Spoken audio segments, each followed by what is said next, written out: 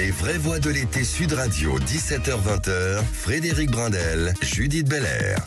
Eh bien, le jeudi, ce sont les vraies voix qui font rouler la France, n'est-ce pas ? On roule, voilà, que ce soit voiture, moto, vélo, trottinette. Toutes les roues, quoi. Charrette aussi, les charrettes. La roulette. Voilà. Et la roulette, ça marche Et la ou pas roulette aussi, oui. Alors, nous sommes ce soir avec Fabrice Godefroy, qui est expert mobilité et environnement et bénévole dans l'association 40 millions d'automobilistes. Vous êtes d'ailleurs spécialiste des questions environnementales. Bonsoir Fabrice. Bonsoir à tous. Bienvenue Fabrice. Merci beaucoup.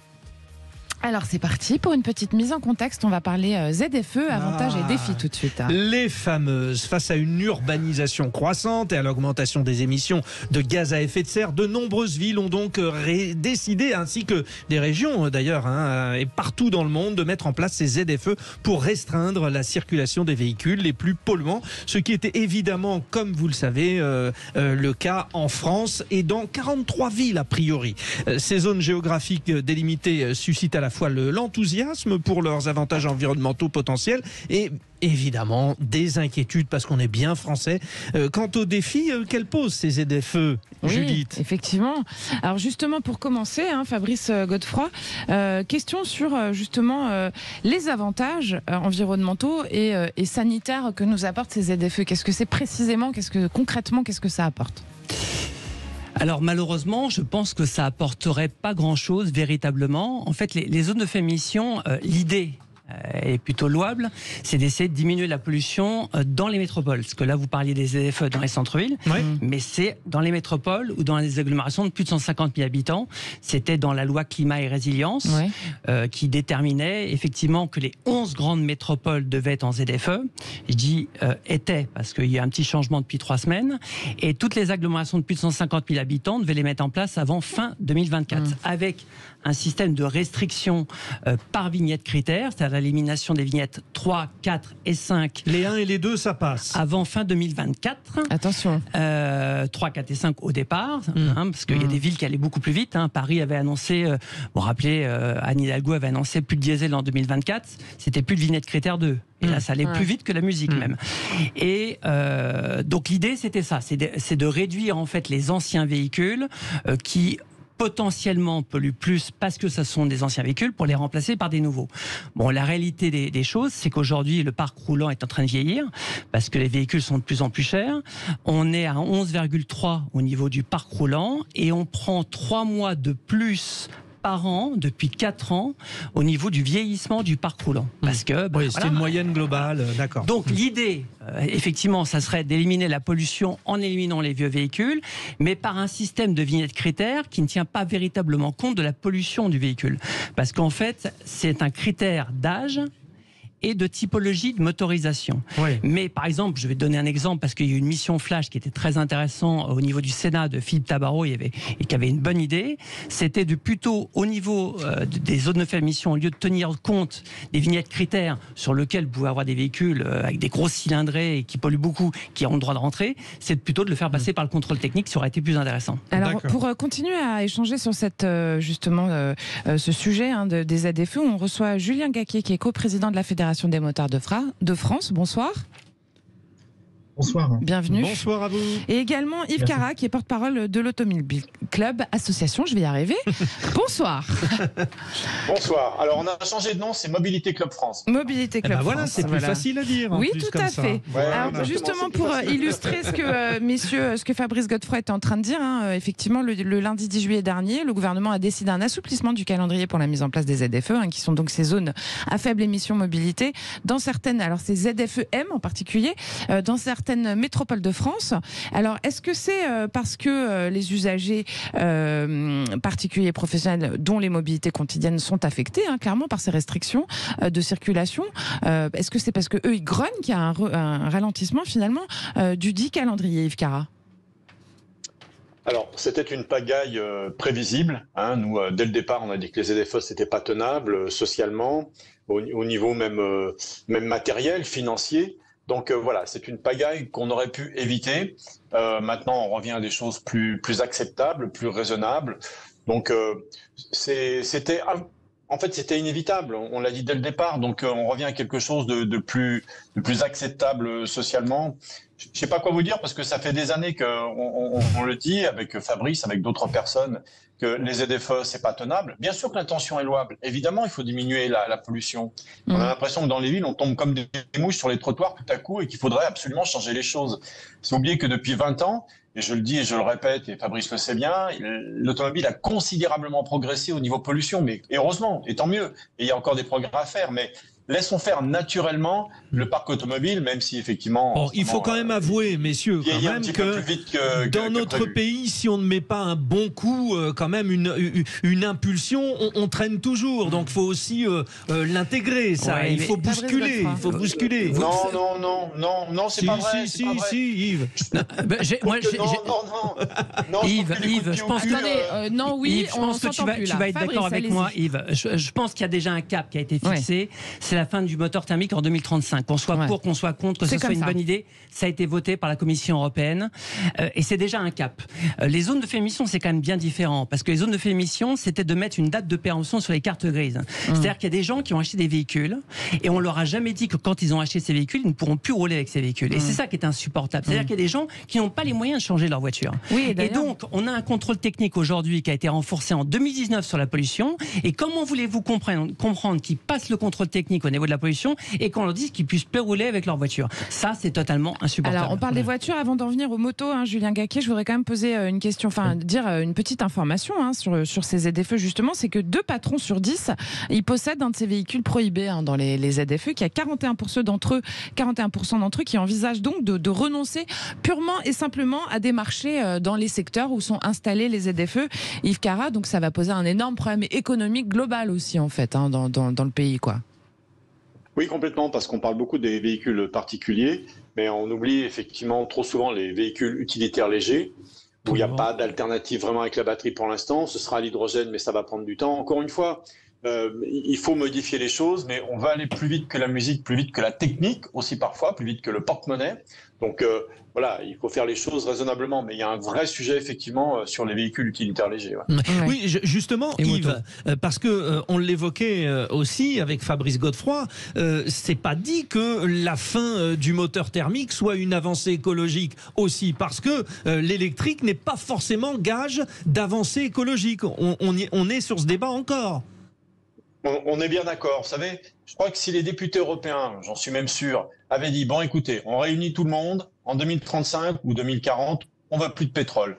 Comment on fait? Et là, tous les ingénieurs se seraient réunis, auraient dit, bon, attendez, il y a l'hydrogène, il y a le biodiesel, il y a le biocarburant, il y a les batteries, il y a tout ça. On aurait réparti l'énergie dont on va disposer après le pétrole sur les usages que l'on va avoir pour les camions, pour les avions, pour les bateaux, et ça aurait été sans stress, ça n'aurait pas été anxiogène, et au contraire, on aurait été vers une autonomie européenne. Ce serait génial, et tout le monde aurait été pour. Là, on a créé un bougli-bougla de n'importe quoi, en disant, on a ouvert la porte aux Chinois, on a fait des batteries qui sont effectivement pas du tout écologiques, et ça va pas lutter du tout contre ni la pollution ni le réchauffement climatique avec tout ce qu'il faut pour produire l'électricité. Franchement, c'est de la politique dont on aurait pu se passer. Alors on va passer un petit peu aux motos. Casimir, voilà. Julien Gaquet, je rappelle que vous êtes coprésident de la Fédération des motards de France.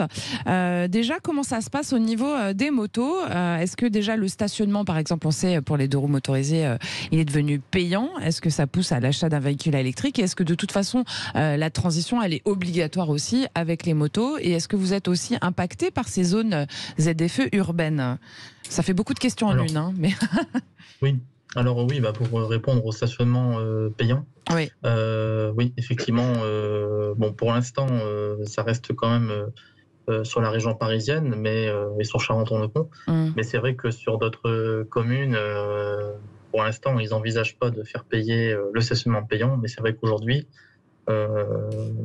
malheureusement, les villes comme Paris et certaines communes qui instaurent les zones de faible émission vont aujourd'hui restreindre aussi les motos. Alors, la moto, pour rappeler, pour englober tout le monde, les 2 roues motorisées, c'est 1% de la circulation en France par rapport aux autres usagers.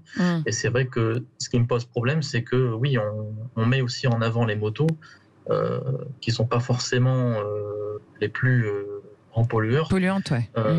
Et c'est vrai qu'aujourd'hui, les municipalités sont contre, de plus en plus de municipalités souhaitent en fait restreindre l'accès à ces communes aux motos. Donc c'est vrai que des villes comme Arras ou Bordeaux, ils sont plus favorables aux 2 roues, donc ils ne font pas payer le stationnement payant, mais les grandes villes comme... D'accord, ils font payer effectivement à Paris. Comme Paris, il faut payer. Et c'est vrai que le maire d'Arras, par exemple, est contre cette mesure. D'ailleurs, voilà, c'est vraiment une politique au niveau du stationnement payant qui reste assez marginal. Vous avez l'impression de vous faire un peu taper sur les doigts dans ces cas-là, quoi, vous les motards. D'ailleurs, on part au 0826 300 300.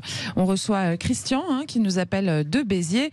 Christian, vous êtes motard. Béziers, c'est dans l'Hérault, Frédéric Brindel, au cas où vous alliez poser la question. Non, ça, incontournable. Alors, Christian, vous êtes motard, vous êtes aussi automobiliste, mais vous aimez la moto. Est-ce que vos velléités de motard vont être rangées au tiroir bientôt, finalement? La question, elle est toute simple. Alors d'abord, bonsoir à tous. Bonsoir. Première des choses. Non. D'ailleurs, il y a une question que personne ne s'est posée. Il faudrait regarder un peu cette histoire de 2035. Ce 2035, si vous regardez sur un globe terrestre, ça inclut à peu près 9 à 10 pays. Tous les autres, ils s'en fichent complètement. Et vous allez faire comment quand ces gens-là, ils viendront en voiture ou en moto dans ces 9 pays? Vous allez leur interdire l'entrée? Donc il faudra déjà se poser ce genre de questions. Et aujourd'hui, les alternatives de moteurs électriques sur les motos, il y en a eu quelques-uns sans vraiment beaucoup de résultats, tout simplement parce que vous allez rajouter une batterie qui va peser un poids certain, qui va modifier le centre de gravité du véhicule et qui risque éventuellement de le rendre très dangereux. Donc à un moment donné, il faudrait peut-être commencer à réfléchir sérieusement à est-ce que les 9 pays ou les 10 pays actuellement qui ont décidé dans la communauté européenne d'interdire en 2035 le carburant se sentent pas un petit peu seuls par rapport au monde? Le motard, par nature, est souvent montré du doigt, mais effectivement. Il pollue moins, a priori. On va continuer avant de montrer du doigt, on va voir une petite pause et puis on en reparle après, ok? Parce que je conduis Christian, pour l'émission. À tout de suite. Vous restez avec nous, chers auditeurs. On continue avec les enjeux de la pollution, justement, des véhicules thermiques, juste après la petite pause. Restez avec nous. Le casque et ça roule, c'est normal, c'est jeudi, les vraies voix qui font rouler la France. Allez, avec ce thème, les enjeux de la pollution des véhicules thermiques, de l'auto à la moto. La pollution des véhicules thermiques, des automobiles aux motards est devenue un enjeu majeur de santé publique et de préservation de l'environnement à l'échelle mondiale. Alors que le transport routier offre une mobilité essentielle à nos sociétés modernes, il est également responsable, il faut bien le dire, messieurs, d'une part significative des émissions de gaz à effet de serre et de polluants atmosphériques nocifs. Je dis messieurs parce que ça concerne nos invités, bien sûr. Comment moins polluer, notamment sans impacter durablement les possibilités de déplacement de la population, tant urbaine que rurale en France? Nous posons la question avec Judith Belair. Oui, et pour essayer de répondre à cette question, nous sommes avec Fabrice Godefroy, qui est expert mobilité et environnement bénévole dans l'association 40 millions d'automobilistes, où il est spécialiste des questions environnementales, et également Yves Cara, qui est porte-parole de l'Automobile Club Association, accompagné tout cela de Julien Gaquier, qui est coprésident de la Fédération des motards de France. Alors, chers messieurs, justement, on va commencer par se poser la question sur la consommation de carburant, en fait, et la surconsommation parfois de carburant, couplée avec l'inflation. Dur pour les petits porte-monnaies, mais finalement, est-ce que c'est pas mieux pour l'environnement qu'on consomme moins et qu'on doive mettre un peu sa voiture au garage, Fabrice Godefroy? Le problème, c'est qu'on pourrait imaginer, évidemment, quand on est dans un centre-ville, qu'on habite dans un centre-ville, qu'on a un travail dans un centre-ville, qu'on peut se passer de la voiture. Moi-même, je suis parisien. Quand je reste dans Paris, je prends les transports en commun et je me débrouille autrement. Sauf que... dans les grandes villes, c'est possible, c'est ça que vous dites, mais finalement, dans les zones rurales, c'est plus compliqué. C'est plus compliqué. Voilà. Et puis même, Paris-banlieue, banlieue-Paris, si on prend le cas de Paris, Paris, pas de problème. Quand vous faites du Paris-banlieue, en trottinette ou en vélo, c'est pas forcément facile. Et puis les transports en commun sont souvent bondés pendant les heures de pointe, et donc c'est pas forcément adapté. Et puis en termes de pollution, il y a une association Respire qui avait montré d'ailleurs qu'il y avait 5 à 6 fois plus de pollution dans le métro et dans le RER en termes de particules que par rapport à l'air extérieur. Donc vous voyez, il n'y a aucune solution parfaite. Donc ce qu'il faut... plus de pollution aussi quand il y a moins de fluidité dans le trafic et que le fait d'empêcher de rouler, donc non, ça c'est clair. C'est-à-dire que la création de l'embouteillage, c'est-à-dire le sport national de Madame Hidalgo, pour dissuader, ça crée de la pollution. Ça c'est clair. Alors il y a un truc qui existe aujourd'hui, c'est la conversion de moteur. Au lieu de changer de voiture, on peut changer de moteur. Rétrofit. Voilà, rétrofit, c'est entre 8 000 € pour une petite voiture citadine et de 15 000 à 20 000 € pour les gros modèles. Donc en fait, transformer le moteur thermique, c'est 2 à 3 fois moins cher que d'acheter une voiture électrique neuve. Est-ce que c'est pas ça la solution finalement, Yves Cara? Alors le rétrofit, oui, on en a beaucoup parlé. Moi, j'y crois pas. J'y crois pas pour les voitures particulières. Si vous voulez, imaginons, vous avez une voiture qui a 10 ans, qui a donc 10 ou 15 ans, vous dites, elle va plus pouvoir rouler en ville, je vais le passer en rétrofit. Vous allez mettre donc 8 000 € minimum pour avoir la même voiture qui risque, avec le cardan, avec toute l'usure, avec la caisse, finalement, de vieillir. Et plutôt que de mettre 8 000 € dedans, au bout de 10-15 ans, vous allez racheter une autre voiture. Moi, j'y crois pas. Ou ça peut être très intéressant, et j'y reviens sur les véhicules utilitaires légers. Il ne faut pas oublier que souvent, il y a un aménagement qui est très coûteux derrière pour mettre les outils, tout ça, qui peut coûter plusieurs dizaines de milliers d'euros. Donc ça peut être une bonne alternative en disant, sur les véhicules pro, plutôt que de tout changer. Ouais. Oui, sur les véhicules pro, plutôt que de refaire un aménagement derrière qui va me coûter encore 20 000 €, finalement, je vais mettre 10 000 €. Ça peut être une transition, et juste une transition intéressante. Mais pour les véhicules particuliers, j'y crois pas. Julien Gaquier, est-ce que ça fonctionne pour les motos, ça aussi? Alors pour les motos... Est-ce qu'on peut faire rétrofit sur les motos? Est-ce qu'on peut changer le moteur de la moto? Par exemple, je vous dis n'importe quoi, vous avez une très belle Harley, et puis vous allez être obligé de la mettre au garage à un moment donné parce que c'est un moteur thermique. Est-ce qu'on peut mettre un moteur électrique dessus? Non, on ne peut pas changer d'un moteur thermique à un moteur électrique parce que je pense que technologiquement parlant, c'est impossible. Oui, par contre, il y a des motos qui se développent même en compétition comme sur la route en électrique. Par contre, pour répondre à cette question en totalité, les motards sont pas forcément très favorables à cette mesure parce que la culture Gustom, la culture motarde, c'est un moteur qui fait du bruit, qui a l'odeur de l'échappement. Donc effectivement, l'électrique, ça se développe aussi, mais clairement, les gens ont beaucoup de réserves déjà sur l'autonomie de la moto et aussi sur le recyclage des batteries. Ouais. Parce que ça crée aussi forcément une pollution. Et je pense que même pour les voitures, ça va générer de la pollution. Ça, on n'en parle pas assez. Mais le recyclage des batteries va être aussi... ça, on en parle souvent plutôt. C'est un peu le sujet d'ailleurs. Ça va être aussi un problème. Voilà, c'est plutôt le sujet principal d'ailleurs. C'est le recyclage de ces fameuses batteries. C'est plutôt le remplacement d'une batterie. Oui, bien sûr. Alors, sur le rétrofit, quand on parle de rétrofit, on pense souvent à changer un moteur thermique avec un véhicule électrique. C'est effectivement le rétrofit qui est le plus homologué.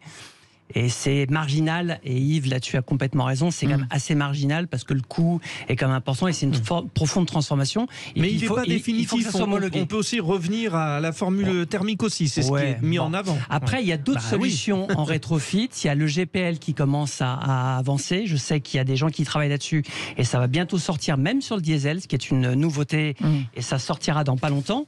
Mais il y a aussi ce qu'on pourrait appeler aussi du rétrofit qui est beaucoup plus facile à mettre en place, c'est le bioéthanol.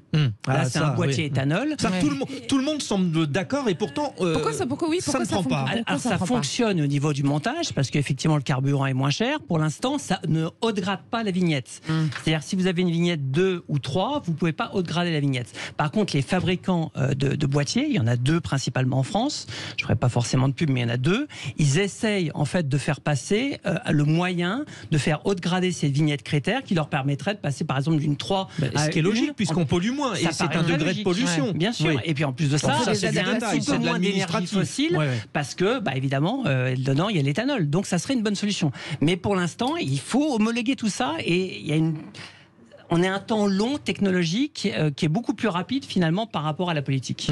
Allez, 0826 300 300, on a un auditeur qui a envie de réagir. Eric qui nous appelle du Cap Ferret. Bonjour Eric.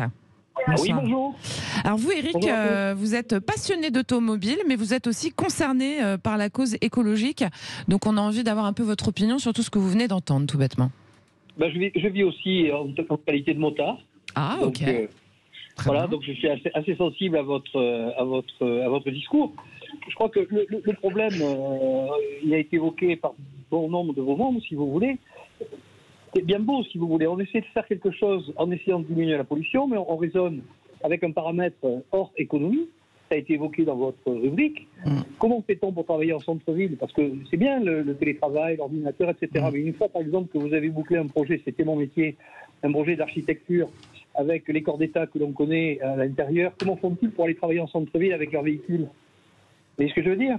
C'est quand même assez compliqué. Bien sûr. Après, pour ce qui est de l'usager, on sait très bien aujourd'hui ça a été évoqué par votre interlocuteur là. Il y a d'autres sources de production d'énergie pour les véhicules qui sont en train de se mettre en place. Oui, c'est par Fabrice J'ai Godefroy. appris d'une source assez sûre que je ne peux pas citer, que l'on avait la capacité aujourd'hui à faire un mélange avec de l'hydrogène et du diesel, qui diminuait la capacité de consommation d'à peu près 20% sur le véhicule, et qui avait l'avantage aussi d'absorber, si vous voulez, les particules lourdes à la sortie. Ça, personne n'en parle pour l'instant. C'est à l'étude, c'est un bureau d'études un peu particulier, mais ça existe aussi. Mais les idées ne manquent pas, hein, parce qu'on entend parler de l'huile de friture, on entend parler de colza. C'est comme s'il y avait des idées de tout le monde. Faire des frites dans les voitures. Peut-être. Il faut aller à l'hydrogène. Il faut aller à l'hydrogène, vous dites-vous. Ouais. Mais bien sûr, l'hydrogène, on sait très bien que c'est la seule solution. C'est ce qu'il y a de mieux, Fabrice Godefroy? Alors, le problème, c'est qu'il y a plusieurs solutions alternatives à la voiture. Alors, voiture ou moto, mais bon, évidemment, je connais plus le côté voiture. Il y a des alternatives à la voiture électrique. Il y en a deux qui ont été d'ailleurs officiellement positionnées par l'Italie et l'Allemagne lors de ces décisions de la Commission européenne. C'est les carburants de synthèse. Ça, c'est une première chose.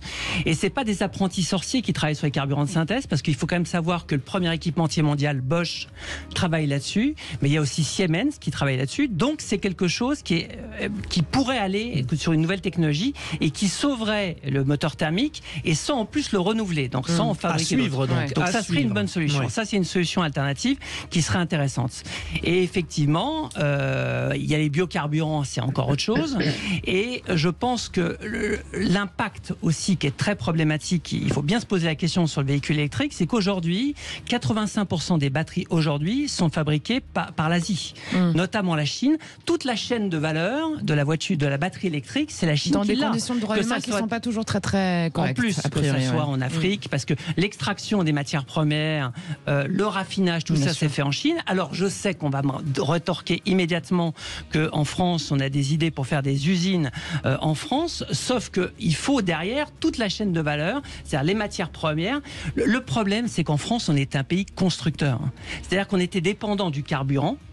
Mais on était un pays constructeur. On avait des équipementiers français. Donc il faut réindustrialiser et c'est le projet. Et là, le problème, c'est qu'on devient dépendant de l'industrie en plus asiatique. Et ça pose un problème. Allez, on continue cet échange passionnant et passionné dans pas longtemps. Restez avec nous, chers auditeurs. Vous êtes bien sur Sud Radio, évidemment. On se lance, Judith, sur ce rôle des politiques publiques dans le changement des habitudes de transport. Alors, sur la période, ça dure 3 ans, de 2016 à 2019, Santé publique France estime que chaque année, près de 40 000 décès seraient attribuables à une exposition des personnes âgées de 30 ans et plus aux particules fines. La politique en faveur de la qualité de l'air nécessite des actions ambitieuses au niveau international comme au niveau local dans tous les secteurs d'activité. Chacun a le droit de respirer un air qui ne nuise pas à sa santé. C'est évidemment, mais ce n'est pas toujours simple à appliquer, c'est évidemment ce que nous allons essayer de comprendre. Alors justement, tiens, on commence par vous. Évidemment, Fabrice Godefroy. C'est gentil sur ce sujet, c'est gentil, soyez mort. Très bien.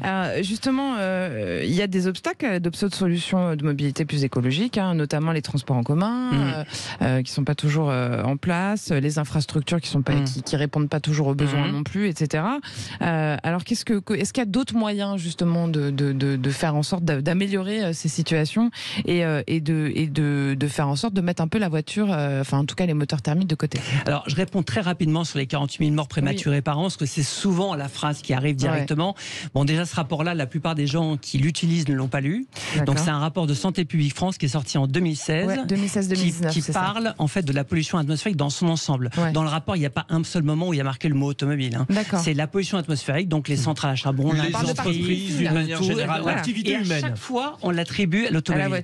Insupportable. Donc ça, il faut arrêter avec ça, parce que, et en plus, c'est une espérance de vie qui serait réduite de quelques mois dans un monde où on vit de plus en plus longtemps. Et d'ailleurs, Christophe Béchu, ça fait partie des arguments pour l'assouplissement des ZFE en disant la qualité de l'air s'améliore. Ouais. Donc il faut quand même appuyer ça. On peut pas dire on va assouplir les ZFE parce que la qualité de l'air s'améliore et d'un autre côté nous remettre à chaque fois dans la tête, je suis un peu trivial pour les automobilistes, que voilà, la qualité de l'air, c'est que l'automobile qui est responsable. Ça, c'est faux. Après, pour répondre à votre question, c'est-à-dire au niveau de la mobilité, je l'ai déjà dit au début, c'est évident qu'on peut trouver des solutions alternatives. Le seul problème, c'est qu'il faut que les solutions alternatives soient en capacité d'être crédibles. Moi, je vois dans Paris ou dans d'autres villes, il faut que les transports en commun soient suffisamment structurés. Il faut... Regardez, on va prendre un exemple qui est très parlant. La mobilité douce, ça faisait partie des solutions alternatives, notamment à Paris. Trottinettes, etc. Voilà, parlons des trottinettes électriques. Rappelez-vous, il y a eu un vote des Parisiens. Ça a été un bazar. Le vote des Parisiens, ça a été 89% des Parisiens qui ont voté contre la trottinette électrique en libre service. Et d'ailleurs, ça va s'arrêter.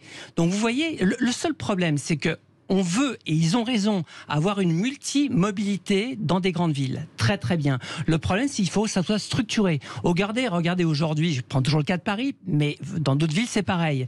Les coronapistes, on les a transformés en éphémères permanent. Donc finalement, c'est une véritable anarchie. On en parlait. C'est quoi ça, ce que vous dites, les coronapistes. Par exemple, la rue de Rivoli. Vous savez que maintenant, les voitures n'ont plus le droit de rouler. À l'origine, elles ont été fermées à cause du corona. Et derrière, elles sont restées fermées pour une question de mobilité. Maintenant, il n'y a plus que les vélos qui peuvent les emprunter. Ce qui a été mis en place pendant le Covid a été poursuivi. Sauf qu'on a déplacé en fait les véhicules. Maintenant, c'est une véritable anarchie. On avait les vélos, les piétons. Ça, c'est une politique de ville en l'occurrence. Oui, mais les zones de faible émission font partie et c'est ce qui fait l'argument pour essayer de réduire la place de la voiture dans ces métropoles. Sauf que malheureusement, tout ça n'est pas suffisamment bien adapté. Alors Yves Carra, justement pour rebondir sur ce que dit Fabrice, finalement, c'est quelle politique il faudrait mettre en place publique pour prendre en compte les besoins justement des zones urbaines, mais aussi des zones rurales, pour en arriver à une meilleure fluidité en fait de tout cela, y compris avec les ZFE, etc. Oui, alors déjà, au sujet de la pollution, vous savez, le chauffage au bois au 19e siècle et début 20e a tué des dizaines de milliers de personnes. Vous voyez, donc il n'y a rien de parfait. Et je crois qu'il faut vraiment, pour revenir à l'automobile et pour revenir malheureusement à l'activité humaine, on sera toujours générateur de pollution. Toujours. C'est terrible, hein, c'est malheureux. Mais voilà, c'est comme ça. Avant, il y avait le chauffage au bois, ensuite il y a eu plusieurs autres choses. Et l'automobile, en attendant peut-être que dans 100 ou 200 ans, on ait quelque chose de parfait, générera toujours de la pollution. Voilà. Vous savez, quand on a fait le vaccin, justement, pour le Covid, il y avait bénéfices-risques. Il y avait des risques, mais il y avait des bénéfices, des avantages. La circulation, il y a beaucoup d'avantages et il y a un petit peu d'inconvénients qu'on va réduire au maximum. Voilà. Il y a des solutions, il y a des solutions assez simples, Yves Carra, et j'ai l'impression qu'une nouvelle fois, beaucoup en profitent. C'est assez simple de se séparer de sa voiture dans une ville. C'est d'avoir un parking sécurisé, pas cher, et qui vous permette de prendre les transports en commun. Or, là, à partir de ce moment-là, sur les parkings, il y a un business énorme qui est insupportable. Ça commence par eux, la pollution de nos villes. Non, mais... En fait, faut pas opposer les modes faut pas opposer les modes de déplacement les uns aux autres. Vous restez 2 heures à un endroit, vous payez 15 €, vous faites ça tous les jours, vous n'y allez plus, posez votre voiture, vous prenez plus le métro. Évidemment, et vous avez tout à fait raison, on parle beaucoup de la circulation en ville, mais en fait, il faut aussi parler du stationnement qui est de plus en plus cher. Moi, j'ai passé quelques jours à Lyon, je circule dans toute la France tout le mois de juillet et tout au long de l'année. Ça devient de plus en plus cher. Je rappellerai quand même qu'il y a des dizaines de milliers de communes qui ne font pas payer le stationnement. Elles s'en portent très très bien. Donc voilà, c'est aussi un petit peu la vache à lait. Donc déjà, on empêche de circuler, mais quand on peut circuler, il faut payer. Oui, je suis tout à fait d'accord. Le stationnement fait partie du rejet de l'automobile dans certaines villes parce que c'est beaucoup trop cher. Mais vous savez, c'est simple. Hein. Je vais prendre un exemple très concret. Donc voilà, pour une opération sur autoroute, pour pas les nommer, j'étais à Lyon quelques jours. J'étais chez des amis. On a été au restaurant, mais on va plus en ville. On va plus dans le centre-ville, on va en périphérie. Voilà, donc c'est fini. Et les commerçants, ils disent, attendez, on est à moins 30 là. Bah oui. On est à moins 30. Ouais. Alors justement, il y a aussi des bonus écologiques. Il y a des aides d'État. L'État français, il offre 2 principales aides financières pour inciter à l'achat de véhicules peu polluants. Le bonus écologique jusqu'à 7 000 € et la prime à la conversion qui peut atteindre 6 000 €. Est-ce que ces incitations financières, finalement, c'est pas aussi une bonne manière de faire changer les choses un peu plus rapidement, Fabrice Godefroy? Alors oui, ça c'est la théorie. Le seul problème, c'est qu'on arrive à un constat aujourd'hui, c'est que les véhicules ont énormément augmenté en termes de tarification. Il y a plusieurs raisons à ça. Il y a l'inflation des pièces. Déjà, l'inflation des pièces, moi je le sais, je suis vendeur de pièces détachées automobiles, ça a pris 12% l'année dernière en moyenne. Et puis, toutes les évolutions technologiques, l'électrification des véhicules, l'hybridation des véhicules, forcément fait que le véhicule coûte de plus en plus cher. Les normes qui sont de plus en plus restrictives. On va bientôt avoir une norme Euro 7 qui va arriver, qui va avoir des restrictions aussi même sur les particules de freinage. Donc ça va être des technologies supplémentaires. Donc tout ça, c'est des coûts supplémentaires. Les bonus dont vous parlez, les bonus, c'est que sur le véhicule 100% électrique. Avant, on avait l'hybride rechargeable qui était dedans. Il n'y a plus sur l'hybride rechargeable. C'est que sur le 100% électrique. Contre l'hybride, il y a aussi des combats menés. Oui, ça on pourrait en parler. Il n'y a rien de parfait. On pourrait en parler. Vous avez parlé d'hydrogène, on peut en parler aussi. Il faut bien tenir compte à 360 degrés toutes les problématiques. Le véhicule 100% électrique, on a des aides, oui, sauf que les aides aujourd'hui, elles sont attribuées sur des véhicules qui sont déjà 50% plus chers qu'un véhicule thermique. Et quand on fait les aides aujourd'hui, on les fait sur des véhicules qui peuvent être fabriqués en Chine. Les grands gagnants du bonus aujourd'hui, c'est les fabricants chinois de batteries, parce que dans les voitures électriques, pour l'instant, c'est ou du chinois ou du coréen à 85%.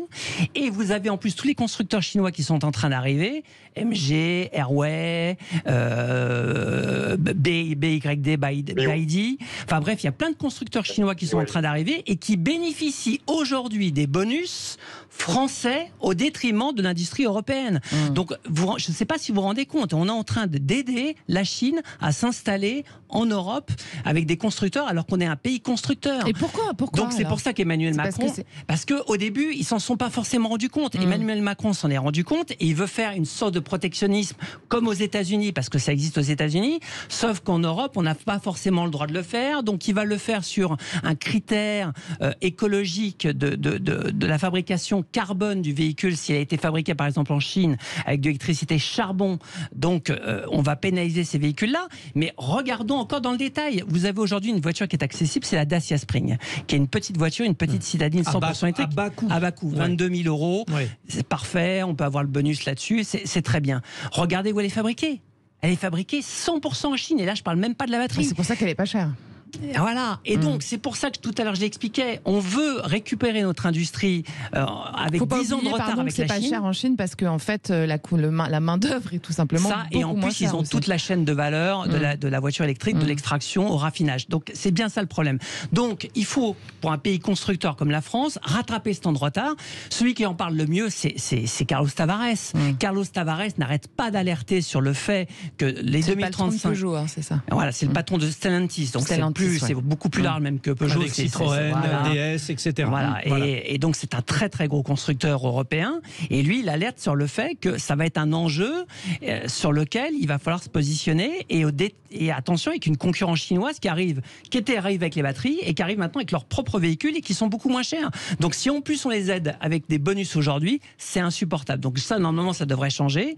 Mais il faut faire très attention à tout ça. C'est pas un cadeau le bonus. Voilà. C'est pas un cadeau bonus pour en tout cas l'industrie française. C'est pas un cadeau le bonus ? Bon, il a tout à fait, Fabrice, il a tout à fait raison. Alors, le bonus, c'est artificiel, encore une fois. C'est de la respiration artificielle quand on l'enlève, parce que réellement, l'électrique va séduire, il va continuer à avoir sa place. Encore une fois, c'est l'usage qui va imposer la technologie. Quoi qu'on fasse, quoi que les politiques décident, ce sera l'usage. Et vous savez, on parle par exemple, le thermique, c'est 25% de rendement, d'accord ? Alors, ceux qui disent, ouais, mais l'hydrogène, c'est 40 et la batterie, c'est 80. Je vais vous dire, on s'en fout. Ce qu'on veut, c'est l'usage. L'hydrogène correspond à notre usage et je parie que l'hydrogène s'imposera pour nos déplacements quotidiens pour les petites voitures. Voilà, donc c'est ça votre appel aujourd'hui, Yves Carra, c'est que finalement l'hydrogène c'est la solution, quoi. Et vous aussi d'ailleurs, Fabrice Godefroy. Alors l'hydrogène, ce sera une des solutions. Ce ne sera pas la seule, mais ce sera une des solutions. Qu'est-ce qui peut déclencher ? Et je voudrais dire juste encore une chose. Sur les voitures électriques. Il y a des chiffres. Plus de 9 personnes sur 10 qui achètent une voiture 100% électrique rechargent à la maison. Donc, ils ont déjà soit un parking équipé, soit une maison individuelle. Donc, on est en CSP++, ou alors, éventuellement, on est dans les campagnes. Et puis, quand moi, je fais des milliers de kilomètres au mois de juillet sur toutes les autoroutes, le problème, c'est pas la voiture électrique, c'est la recharge. Voilà.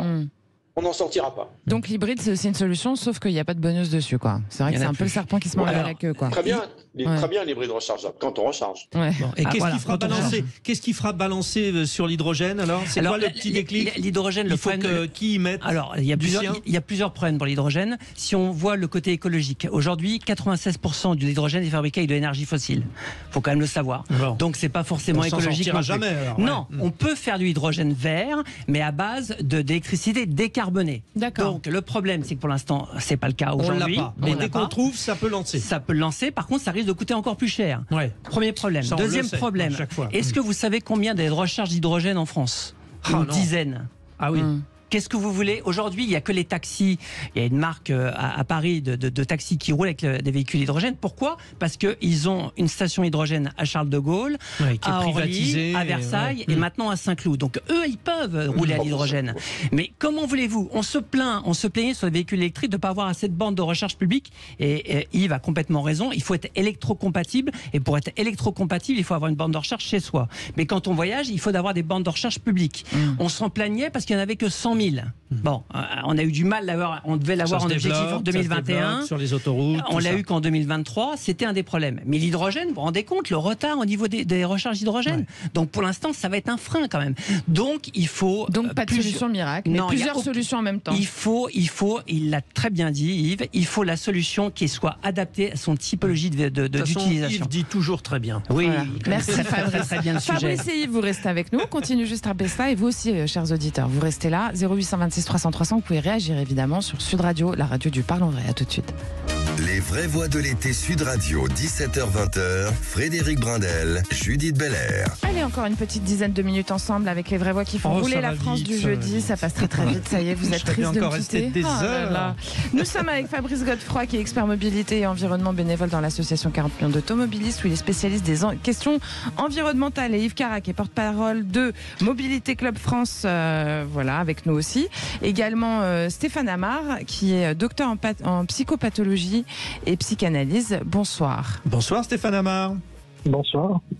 Une référence, hein, Stéphane. Alors justement, Stéphane, on a fait appel à vous parce que il y a ces défis de la transition aussi à digérer pour la jeunesse. Les jeunes générations sont de plus en plus conscientes des enjeux environnementaux, plus que nous, avouons-le, et du changement climatique et de tout ce que ça comporte, notamment celle de devoir faire face à l'urgence écologique et en même temps à l'éco-anxiété, un phénomène psychologique émergent lié aux préoccupations environnementales. Alors, quelles sont les stratégies à adopter pour apporter du réconfort à notre jeunesse et l'aider à surmonter cette fameuse éco-anxiété? Alors justement, on a un témoignage de Sandra qui nous appelle du Vaucluse, 0826 300 300. Vous savez que vous pouvez toujours réagir sur Sud Radio. Bonsoir Sandra. Bonsoir Sandra.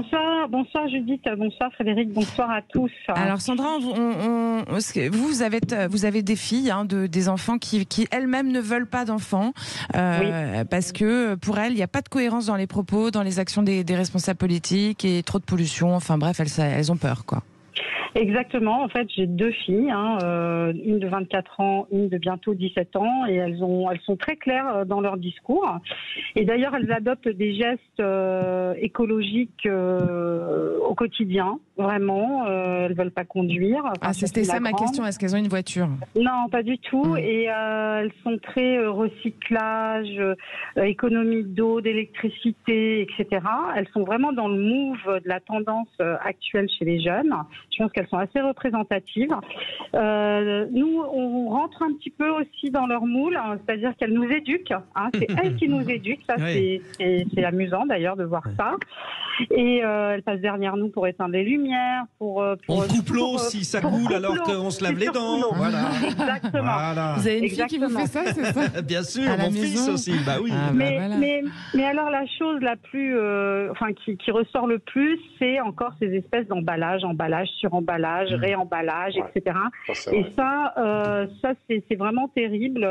Et alors aussi, la question, moi, que je me posais, et ce qui est très anxiogène pour moi, c'est que j'ai le sentiment qu'on ne peut pas vraiment faire grand-chose puisqu'il semblerait que la France, l'impact de la France sur le climat aujourd'hui n'est que de 2%.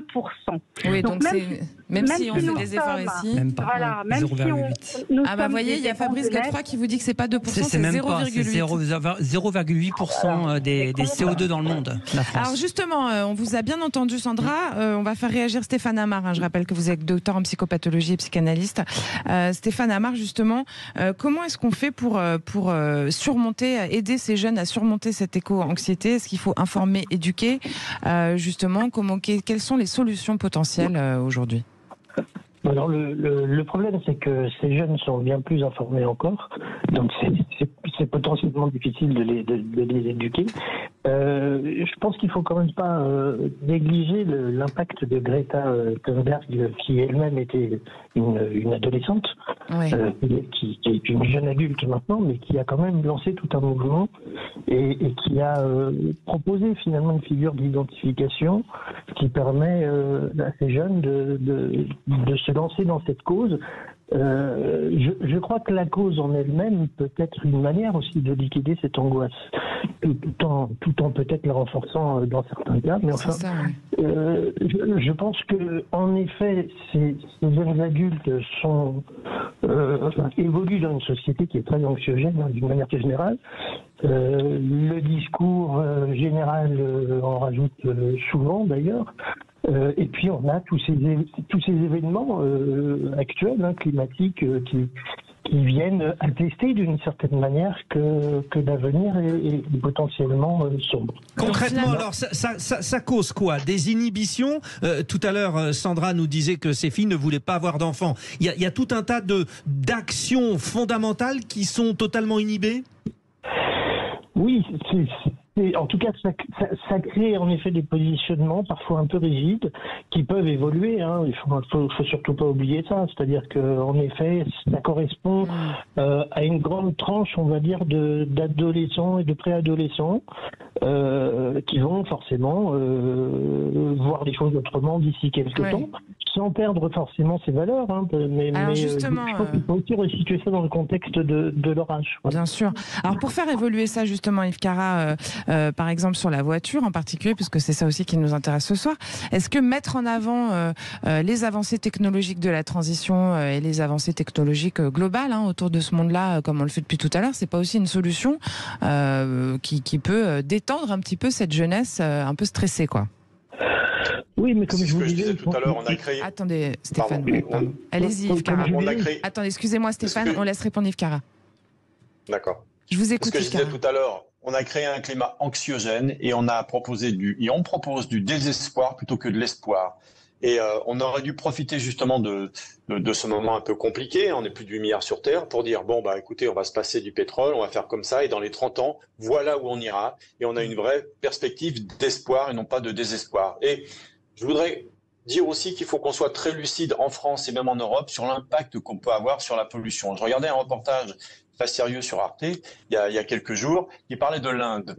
L'Inde, plus d'1 milliard d'habitants, qui disait dans ce reportage, les journalistes, on peut leur faire confiance, je n'ai pas vérifié, que l'Inde a doublé sa consommation de charbon sur les 10 dernières années. Donc restons humbles et lucides sur l'impact qu'on peut avoir, malheureusement, sur cette pollution mondiale. Stéphane Amar, qu'est-ce que ça vous inspire, ça ? Je pense que ce qui est intéressant, c'est que tous ces jeunes aujourd'hui se sentent impliqués. Moi, quand je suis confronté à des jeunes comme ça m'est arrivé il n'y a pas très longtemps encore, je dirais que je les encourage à s'engager justement, parce que l'action, c'est aussi une manière de réduire l'anxiété. Vous voyez, c'est-à-dire que on peut être angoissé et attendre que ça se passe, et puis ça peut être aussi un formidable ressort pour agir, pour participer à l'information justement, parce qu'encore une fois, ils sont très informés. Et en effet, nous sommes tout petits par rapport à l'échelle mondiale de la pollution et de l'implication dans cette cause. Fabrice Godefroy, est-ce que finalement privilégier les transports durables ou l'achat d'occasion pour une voiture, pour une première voiture, c'est pas une solution aussi ? Il y en a certains qui ont totalement cette démarche-là, c'est-à-dire qu'ils partent du principe que de garder sa voiture le plus longtemps possible, de l'entretenir le plus longtemps possible, c'est-à-dire de ne pas la mettre à la casse, c'est-à-dire de ne pas créer une obsolescence programmée, et au contraire, parce que les ZFE c'est ça, c'est une obsolescence programmée politique qu'on est en train de mettre en place, et de garder sa voiture le plus longtemps possible, ça serait aussi une solution alternative. Après, pour rebondir sur ce que j'entends là, par rapport à la jeunesse. Par rapport à la jeunesse. On a beaucoup de lanceurs d'alerte aujourd'hui. Alors, Greta Thunberg, qui était effectivement la tête de pont des lanceurs d'alerte. Je pense qu'aujourd'hui, on a tous conscience du réchauffement climatique et je pense qu'il ne faut pas être climato-sceptique sur le sujet. Mais ce qu'on aurait besoin aujourd'hui, c'est plutôt des lanceurs de solutions et d'alternatives. Et c'est ce qui nous manque un petit peu aujourd'hui, c'est-à-dire qu'on est toujours en train de remettre en question ce qui se passe. Alors, c'est clair, les jeunes peut-être passent moins leur permis, peut-être prennent moins la voiture. Non. Par contre, ils passent leur journée sur Internet, sur les réseaux sociaux, et c'est aussi une source de pollution, les data centers, etc. Donc, il faut bien regarder un peu tout ça, vous voyez ce que je veux dire. Yves Cara n'est pas d'accord? Les jeunes sont toujours accros à la voiture, Yves? Alors, les jeunes, on passe le permis un petit peu plus tard, mais il y a toujours autant de personnes qui passent le permis dans une année. Et donc, on le passe un peu plus tard parce qu'il y a plus d'urbains et puis que ça coûte cher et qu'on fait peut-être des études. Mais il y a toujours autant de permis qui passent, d'autant de jeunes qui passent le permis. Et on a toujours autant besoin de la voiture, ça on le sait, même si c'est un petit peu moins vrai en ville maintenant. Voilà. Donc finalement, la solution, Stéphane Amar, pour ceux qui souffrent d'une éco-anxiété sévère, c'est d'être suivi par un professionnel tel que vous aussi, hein? Oui, bien sûr, parce que bon, souvent ce qu'il y a derrière cette manifestation spécifique, c'est une angoisse assez classique dans cette période de la vie. C'est-à-dire que c'est une manière d'exprimer une angoisse qui est propre à cette période. Vous voyez, toutes les questions de vie et de mort se rejouent à l'adolescence, et sachant que l'adolescence commence de plus en plus tôt et termine de plus en plus tard. Donc, en effet, quand ça devient un problème, et l'entourage peut peut-être aider à le percevoir que c'est un problème, bien ça vaut le coup de consulter et de remettre les choses un peu à leur place. Est-ce que cette jeunesse aussi choisit les bonnes informations? Parce qu'il y a le phénomène des réseaux sociaux. Là également, il y a l'éco-anxiété qui s'auto-entretient avec ces réseaux sociaux. Oui, tout à fait, Philippe. Frédéric, je ne suis que le remplaçant de Philippe. Excusez-moi. Allez-y, Stéphane. Oui, bien entendu, mais ça rejoint, c'est un phénomène là qui dépasse la question. En effet, les réseaux, on va chercher en général l'information qui nous arrange, et mieux que ça, maintenant l'info qui nous arrange arrive à nous beaucoup plus. Vous voyez, c'est-à-dire qu'il y a ce système-là maintenant qui font que, bien entendu, on est un peu enfermé dans ses croyances, dans ses certitudes parfois, et ça c'est un problème en effet. Oui. Eh bien, sinon, le rapport à la voiture de cette jeunesse, justement, pour finir un peu là-dessus, parce que c'est quand même le sujet du jour. Est-ce qu'effectivement les jeunes consomment toujours autant de voitures, et quelle est la première consommation aujourd'hui? Vous le savez à peu près, Fabrice Godefroy? Le problème, c'est que, alors, Yves l'a dit, il y a toujours autant de permis, on le passe un peu plus tard, mais le souci, rappelez-vous quelle a été votre première voiture quand vous avez passé votre permis. Est-ce que vous vous rappelez? C'était une voiture d'occasion, forcément. C'était celle des parents qu'on nous prêtait. Voilà, une voiture d'occasion. Donc c'est des voitures qui, par les zones de faible émission, n'auraient plus le droit de rouler. Donc vous parlez des jeunes aujourd'hui, quelqu'un qui passerait son permis, s'il achète une vieille voiture parce qu'il n'a pas les moyens de s'acheter une voiture moderne, il peut plus rouler. Donc il faudrait qu'il s'achète une voiture neuve, c'est pas possible. Donc c'est quoi la solution alors? Mais la solution, c'est qu'on soit un petit peu plus pragmatique, qu'on mette pas la charrue avant les bœufs, qu'on fasse des restrictions à partir du moment où il y a des alternatives pertinentes, qui fonctionnent. Moi, vous voyez, ça me rend dingue. L'histoire des trottinettes électriques en libre service, ça me rend dingue à Paris. Parce que ça aurait pu fonctionner. Il y a des gens qui ont été salariés, il y a des entreprises qui sont arrivées. Ça a été une véritable anarchie, une véritable catastrophe. Et finalement, Anne Hidalgo, qui était son symbole, la trottinette électrique de la mobilité douce, elle fait un vote. 89% des Parisiens ont voté contre. Donc vous voyez bien. Et c'est pas. Je crois que ça aurait été pareil dans n'importe quelle ville, compte tenu à Bordeaux, à Lyon, mais parce etc., que le problème, c'est qu'on n'a pas organisé. On a mis une multimobilité. Les voitures, les piétons, les vélos, les trottinettes, sans aucune organisation. Et sans que personne ne respecte le code de la route. Et c'est Merci. Ce sera le mot de la fin. Fabrice Godefroy, merci d'être venu. Je rappelle que vous êtes expert en mobilité. Je vous le rappelle pas vous, parce qu'à priori vous savez ce que vous faites. Et environnement. Vous êtes bénévole dans l'association 40 millions d'automobilistes et vous êtes spécialiste des questions environnementales. Merci Yves Cara, vous êtes porte-parole de Mobilité Club France. Merci aussi de votre venue aujourd'hui. Stéphane Amar, je rappelle que vous êtes docteur en psychopathologie et en psychanalyse. Merci à tous les trois. Merci à tous les trois. À vous, les auditeurs de Sud Radio, d'être présents au rendez-vous. On est encore là demain. C'est la musique maintenant, c'est la musique avec le Loft d'Yvan Cujous qui reçoit ce soir Vincent Niclot. À demain. Allez, bisous, bisous.